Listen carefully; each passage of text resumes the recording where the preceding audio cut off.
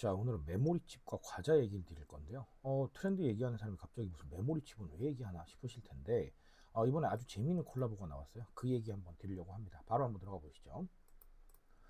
자, 세븐일레븐이 SK 하이닉스와 손을 잡았어요. 그래서 스낵을 출시를 했는데요. SK 하이닉스의 반도체와 스낵이라니 참 안 어울린다라는 생각이 드시죠?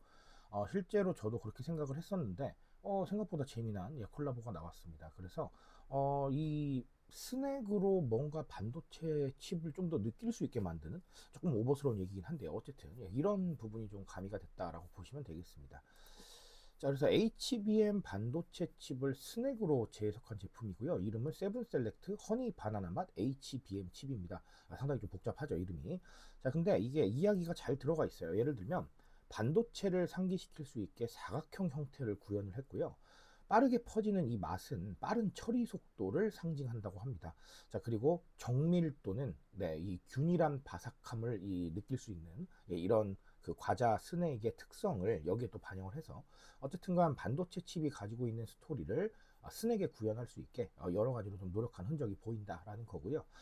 이 사례는 상당히 좀 재미난 사례가 될 것 같습니다. 왜냐하면 우리 반도체라고 하는 경우는 마케팅으로 본다면 B2C보다는 B2B에 훨씬 더 가깝죠. 아마 반도체 칩을 따로 구매를 하신다라고 하는 경우는 아마 많지 않을 거라고 생각을 합니다. 대부분 다 어떤 제품에 반도체 칩이 들어가 있는 경우에 구매를 하게 되는 거죠. 그러다 보니까 B2B에 가까운데 이런 B2B에서 이렇게 대중적인 접근을 한다는 건 상당히 좀 의미가 있다라고 보여지고요. 그래서 상당히 좀 특이한 사례 중에 하나로 남지 않을까라는 생각을 해봅니다.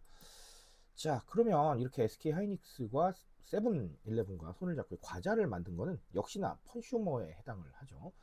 재미입니다. 재미인데, 앞서 제가 말씀드린 대로 B2B에 해당하는 이런 상황인데도 불구하고 결국은 이런 재미를 통해서 본인들의 제품을 조금 더 강하게 인지를 시키고요. 자, 그리고 이런 어떤 제품이 가지고 있는 스토리나 특성을 조금 더 재미있게 알 수 있게 만드는 이런 부분들이 들어가 있습니다. 제가 말씀드린 대로 어쨌든 반도체를 상기시키기 위해서 사각형 모양을 택했고, 그리고 이 빠른 처리 속도를 상징하기 위해서 빠르게 퍼지는 맛을 택하고, 자, 이런 것들로 통해서 사실은 굉장히 멀게 느껴질 수 있는 이 반도체 칩이라는 개념을 상당히 대중적으로 가지고 들어와서 여러 가지로 느낄 수 있게 해주잖아요. 그래서 상당히 좀 재미있는 부분이고, 이런 재미가 바로 마케팅의 원천이 되고 또 핵심이다라고 보시면 되겠습니다. 그냥 단순하게 재미만 챙겼다고 하면 사실 좀 뭐랄까요?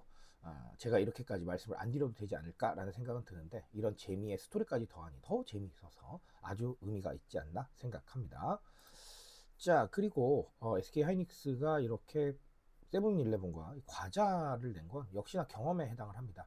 반도체 칩은 경험시켜주기 참 어렵죠. 물론 간접적인 경험은 가능해요.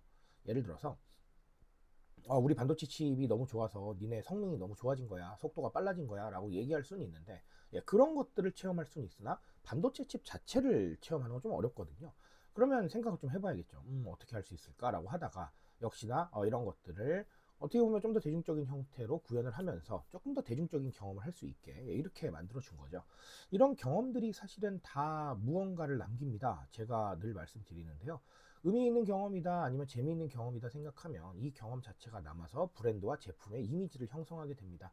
자, 그러다 보니까 아까 말씀드렸지만 B2B의 경우에 너무나 멋진 광고 한 편도 나쁘진 않겠지만, 이런 광고보다 오히려 이렇게 조금 더 경험할 수 있는 측면을 만들어주면 조금 더 의미 있게, 그리고 조금 더 쉽게 알아들을 수 있는 이런 부분들이 생기니까요. 아주 좋지 않나. 그리고 이런 경험에 대해서 정말 많이 고민을 다들 하셔야 되지 않나라는 생각을 한번 해보고 넘어갑니다.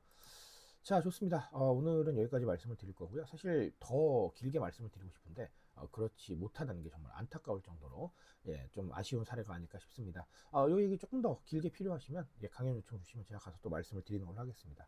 자, 여기까지 말씀드리고요. 저는 조금 더 좋은 얘기로 돌아오도록 하겠습니다.